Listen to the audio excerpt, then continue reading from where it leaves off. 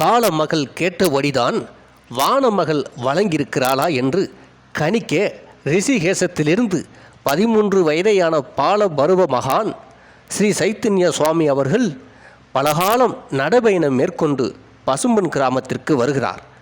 இன்னும் சிறு நேரத்தில் பிரசவம் நடைபெறப் போகிறது என்று அறிந்து எதிர்விட்டு திண்ணையில் தூணை பிடித்தபடி நிற்கிறார்.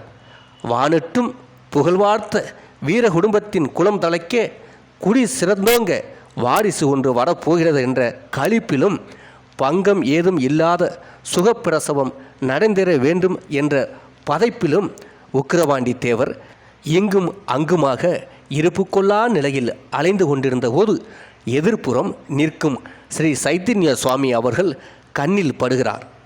பிறக்கப் போகும் பிள்ளைக்கு ஆசி வழங்க இறைவன் இவரை அனுப்பி இருப்பாரோ என்று ஒரு கணம் அவர் நினைத்தாலும் வயது